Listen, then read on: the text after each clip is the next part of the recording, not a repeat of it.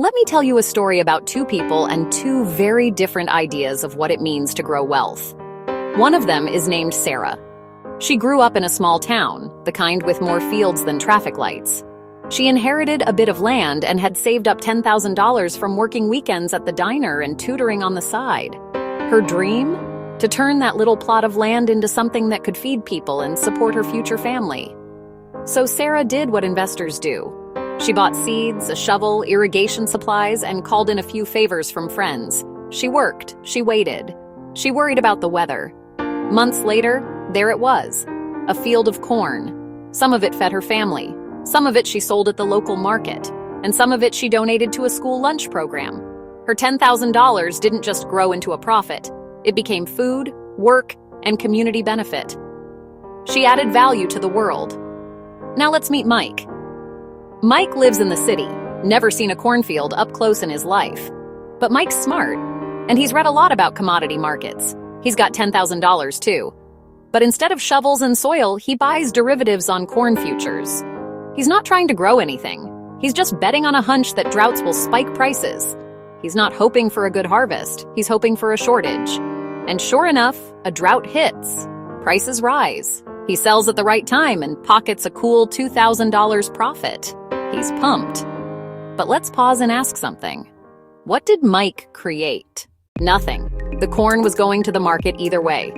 Farmers struggled, prices went up, people paid more, and Mike cashed out. No new jobs, no new food, just a clever trade.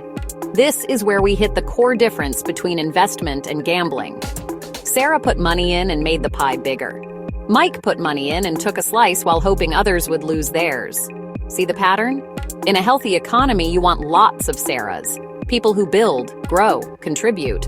But in our current system, Mike is rewarded more than Sarah. Why? Because our financial structure favors extraction over creation. It allows people to make massive profits without ever adding anything real. That's not capitalism. That's cannibalism dressed up in a suit. Now here's where it gets real.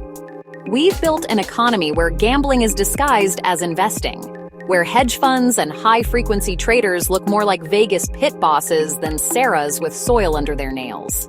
And every time one of them wins big without creating anything, that cost doesn't vanish. It gets spread across the rest of us, in higher food prices, in more instability, and in fewer chances for regular folks to build something real.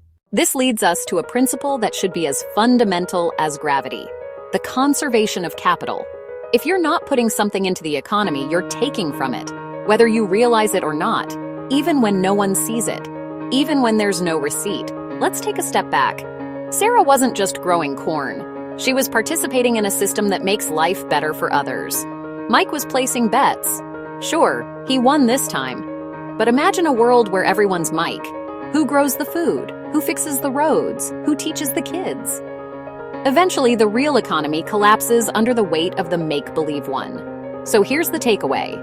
Before you celebrate a smart trade or a quick buck, ask, did this create anything? Did anyone else benefit, or just me? That's the difference between a society that thrives and one that just survives. If that made you feel uncomfortable, good. That was the point. And as always, don't forget to like, subscribe, and tell us what you think. We've got more stories coming your way.